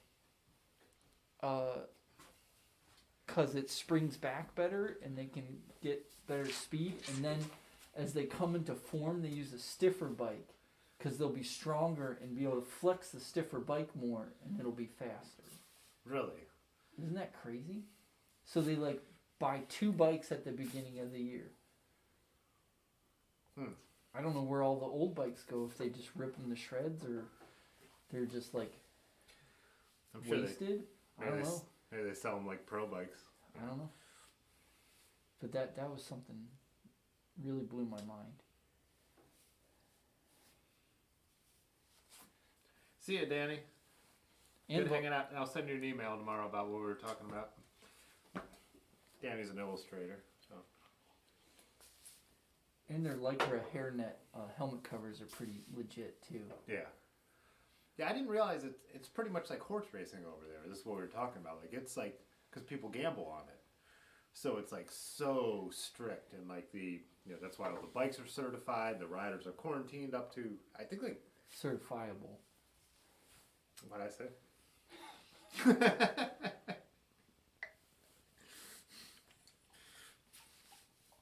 Yep. Then you guys do sell. So I'm locked in for a 3-episode pilot, right? Yeah. I mean, pretty much. What's the word? You should be the Tuesday guy. You do the fat bike ride. I'm in for sweeps week. I told Erin to get a cute elf outfit for Thursday for Christmas Eve. Oh. I don't know how she felt about that. Yeah, that's. Well, I know how she felt. Yeah. You're going to have a lonely week. Yeah. See you, Lanky. Oh. Columbus Ben asked SRAM or Shimano, Otis. Oh, SRAM, buy American. Their engineering's here. I feel personally attacked.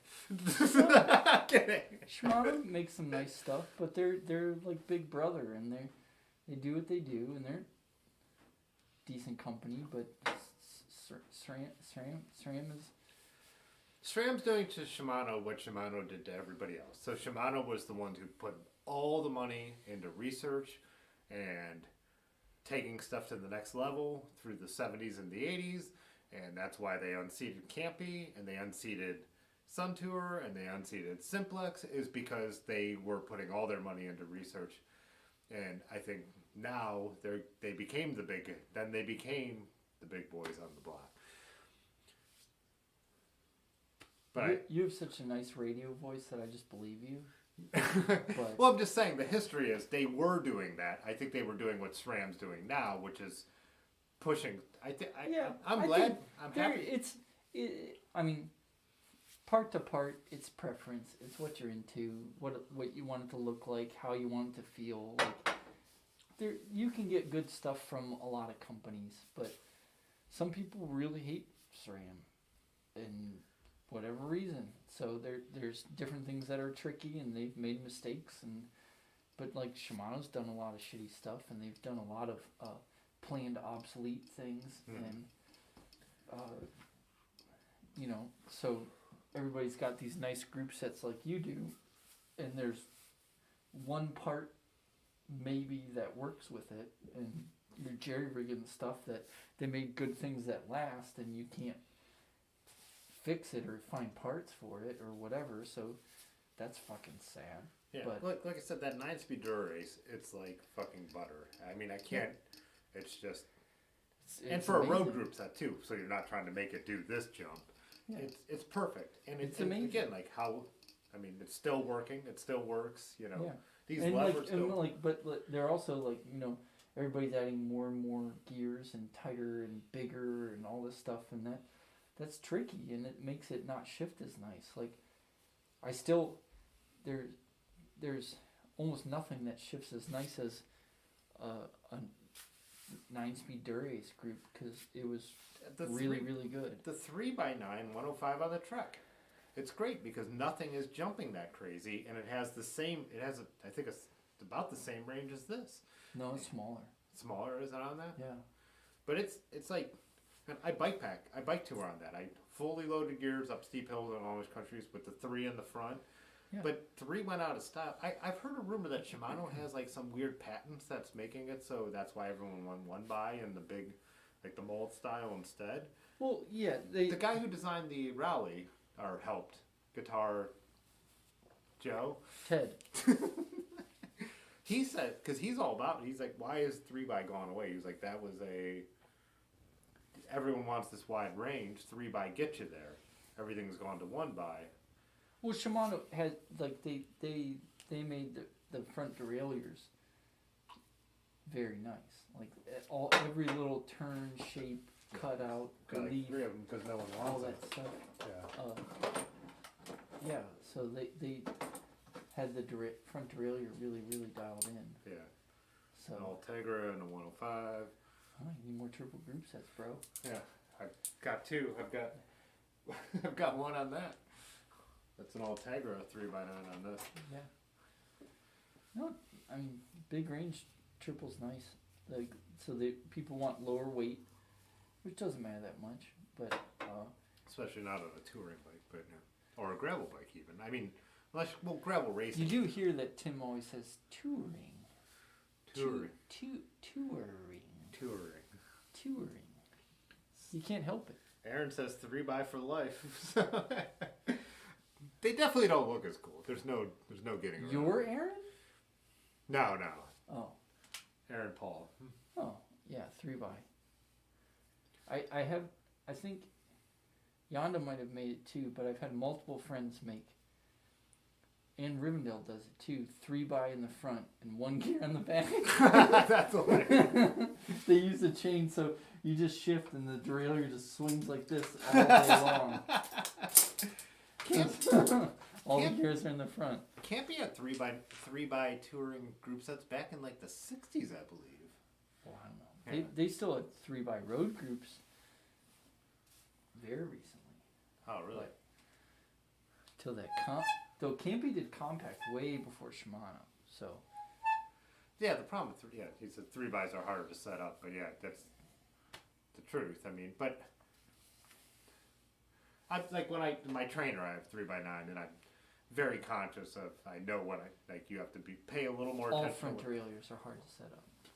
You got to be precise with angle and height. The 11 and all that speed stuff. when I watched, so I put 11 speed on my rally, which I originally had this group set on. Oh, the new Shimano derailleurs? Yeah. Holy shit! When I watched the, But they're specific, but they're completely different than this. completely different. Completely different. When I watched him set that up, so Would you say completely different? yeah. So this is the group set from my rally, 9-speed 105, and when I watched him set up the 11 speed, I was like, holy shit, this is not even the. I wouldn't even. I was like, there's no way you would have to. You need a manual. Yeah, it's Anyone it's is not simpler. professional. It's simpler to set up, but you have to follow the directions, and the directions are totally different from derailleurs forever. So that's you got to follow the directions. Read the fucking manual. But there's more trim. Oh look, I'm cheating the system. Yeah. I find the 3x9 group set, so I have an Ultegra on my trainer, which is sitting right here, and 105 on my vintage Trek. If you were a better host, you'd stop talking when I was taking my drink, so you don't get particles up in my mask. But there's way more trim on the vintage group sets than there are on the modern ones. Like there's no trim on the. It has to be set up perfect. There's like no trim in the levers, whereas I can trim the front with a 3x9 105 or a 3x9 Ultegra. Like And you and need they trim. put. Well, the other thing. So I made my joke about you having chain rub or whatever is like trim with the little half shifts to take the rub out. Like so many people wouldn't hear it, whether they have their AirPods in or whatever. Like In our chain case, rubbing. we're drunk, but yeah. Our case. When you were hearing it, Rat's night, it was an alcohol issue. On my touring bike, I always half Don't shift you drag me down with you. That's an offstage wink. See? That's an onstage wink. This is an offstage wink. Huh. Yeah.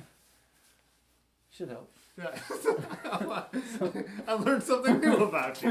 I'm not sure what, but Yeah. No, but people would ride so often, especially in the big ring, with the derailleur rubbing because they never tighten their cable. So you're in the big ring, and as you ride, the cable loosens from stretching, and so it's dragging on there. So they actually put carbon fiber wear plates inside of there. that's what. Yeah. So it makes it warned me about quieter. that. So I hate you that. can't hear your chain rub, and the trim is tighter because that thing and See, that pisses me off because that's what I like about one by. That's why I like the 3x9. See, what's the right? You can't do this because that's too The devil's this? drivetrain. devil drive. This like this, one horn each hand. Oh, But the micro shifts, yeah. oh, I break micro shift. I appreciate it. Oh, he said so Ben from Columbus said we have people bringing their bikes into the shop saying they were out of tune because of the trim option. See, Yeah, and I get no. that. People are dumb, so it's like if you're a group set It's not dumb. It's hard to figure out. Well, It's hard. It goes both ways. So like we were said, our one friend who has ridden way more thousands of miles than me, like I didn't understand when I went and did a century for a friend's birthday why she was never shifting out of the big ring. And I realized she doesn't know how to use her gears. And like, no offense, like I'm not looking down on her, but 11,000 miles, she doesn't, no one's ever told her, like, because you probably, like a lot of us, are like, I don't want to mansplain to her. And at the same time, you're like, this person rides way more than me. I don't want to explain something to her. But it's like, this is someone who actually does not know how to use their gears. I'm like really nerdy. I try and read everything and figure it out. And like you're saying, I mess And up. you're like, use my white male privilege to make my derailleur rub whenever I put the hammer down. Because liberty. But again, if you're a group set designer, do you make it so you have trim, or do you make it so it's like try and throw that chain in the center or try and put something there to dampen the sound of the? I mean, I get the problem, like that it's a real problem of. Well, and people do both. Like SRAM has multiple front derailleurs that don't work shift quite as classily as some of the Shimanos, but they're designed to not have trim, which I appreciate because trim sucks. You need it in a 3. You don't need it in a. Yeah. Yeah. So, but it's like if you want to trim, then I want friction mode, where you just like, oh, it's making noise. You just go boop. So it's Yeah, I get. Yeah, But then you go one by, and it's got this big spread of gears, so your chain's always at a funky angle, and then you're wearing your chain out faster because none of it's ever straight. Yeah. So. Yeah, bad chain lines. So that's why. Yeah, with the Peugeot, it's like I have no problem. I could ride a down tube shifting bike and Pick have your it not make poison, noise. clean your bike, lube your chain, live your life. Fuck off.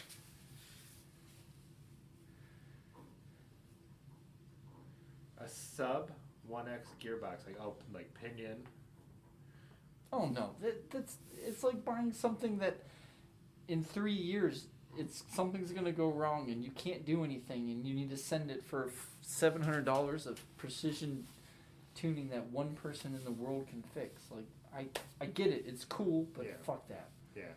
The beauty of the bicycle is simplicity. Everything's outside. You can touch it. You can fix it. You can replace There was a guy who used to go on Bike Party and he'd show us his pin. No carbon gate strap, belt. Yeah. None of that. Oh, my own Yonda's opinion. here. Oh, Yonda sweet said, no, Jesus. Tim's right, people are dumb. That's a very Yonda. We all have our strengths and weaknesses, and figuring out drivetrains is not one of them. Go one by. Yeah. And not crazy wide range, because you don't need it. It's like, know your strength, and don't pedal downhill. Just coast. Save it for the uphills. There's times where I want to pedal downhill. You're different. You're 8,000 miles in. You have a right to say that. I think you're right. Most people don't know. And there's the other thing is Just go like this. You ready? I'm going to pedal. Go as fast as Tim downhill. Ready? Tim's pedaling. I'm going like this. That never works, Otis. You're so far behind. No, you gotta pedal over the top. Yeah. Gotta pedal over. Just pedal over the top, and then duck. I think the other thing is to have different bikes for different purposes, and that's kind of where, because I already have this group set, so I put it on this frame that I have. But like, that is why I have the Schwinn set up with old school 9-speed Dura-Race, and it's very uncomfortable, and it's got the drop. But I only ride that when I You're want. never gonna ride that bike again. Your sciatic Well, is too bad. That would just depends. We'll see. Just get a different stem. Just raise it up. You'll still have deep drops. Yeah. You're not quitting. I'm just saying. The point is, I have a fast bike that I don't have The point to is, ride. you'll never ride that bike again. Yeah. But it's there if I want to go fast on the flat. So never. Yeah. Because going fast on the flat is easy. Going fast on the uphills. But that's, man, that is Columbus tubing. That is a nice, fast, lightweight Yeah. steel bike. Put a nice high-rise stem on it and pedal it all day long.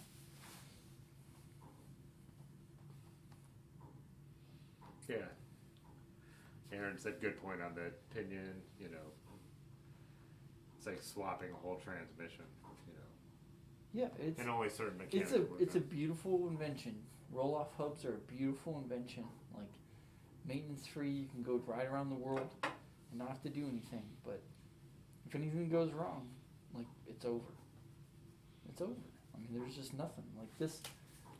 You touch this, you can bend this, you can do that. Yeah, what's the brand who made the most frictionless one? Where it's now that it almost looks like that early 1900s one. They're talking about it, and same thing. It's like this is the most efficient drivetrain ever, and I'm like, there's a reason this has been the drivetrain for over 100 years because they've improved it every single time, but it hasn't been really replaced yet because it's serviceable. It works. You can modify it. You know. What is the story that? Well, Campy came up with a parallelogram railer, right? Like Campy or Simplex, but.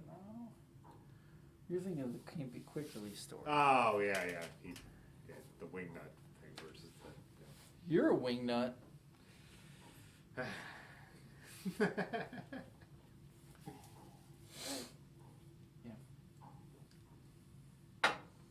Keep it simple. Less is more. Big tires, simple bikes. Live your life.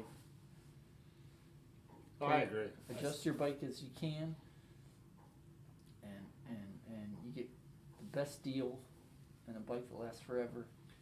I mean, there's a reason I put, most of my miles Do on these, like. do these people realize how many fucking bikes you have? I've shown it before. I don't know. There's like 14 bikes. You just can't quit.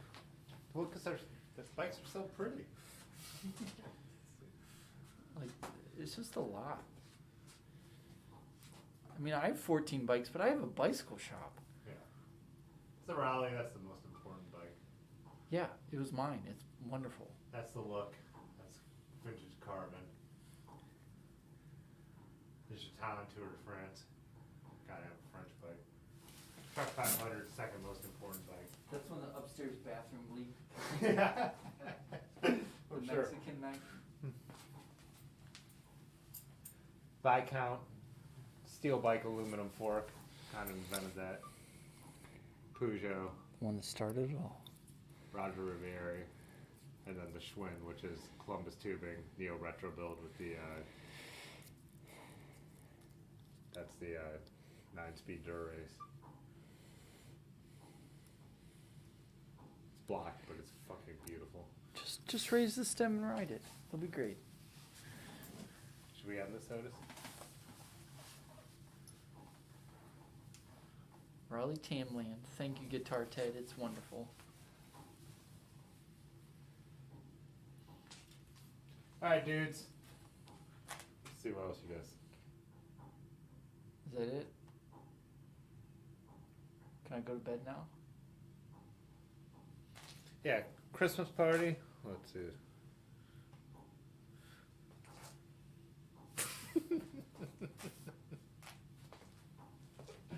This is not professional television.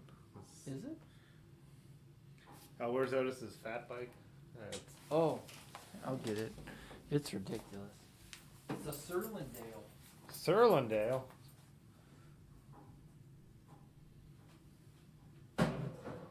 There's the Trek 4900 there too. This thing's a hot mess. Oh, these dominoes over here. Surlindale. Nice. What's a Surlindale? Has a surly fork and surly Moloko bars on a Cannondale Fat Cat. Surlindale. Wait, so Surly Fork, Cannondale Fat Cat, Moloko bars. Yeah, see. Nice. It's pretty ridiculous. Is that an aluminum frame? Yeah. Aluminum frame? Aluminum. It's a really nice frame, but it's been built about 7 different ways. Yonda says the Surly Steel fork weighs less than the Cannondale aluminum fork. It's debatable, but yeah, the thing, the Cannondale aluminum fork stopped about right here, so it was pretty awkward to have that low bars on a giant extra large fat bike. So that's why I did it. Is that all this steer tube, all the steer tube. So yeah, it's really big. These are 27.5 fat wheels. 27.5s. Yeah. I like the 26 because it's more nimble, more playful. So, but I give the 26 wheels to my wife because she's lovely. Oh, Yonda's got your numbers, Ben. Yonda's got the numbers. What's the numbers? Ben said Yonda with the numbers, and I'm like, oh, Yonda's got the numbers. He's got somebody's number. It's got your number. All right, dudes. That's a wrap. That's a wrap. But 8 o'clock on Thursday for the Christmas party, we're going to put Erin's Bombora together over at her house. No, we're not going to put it together. We're going to dry fit it. You know what I mean? Is that a thing? We talked about the spoke nipple.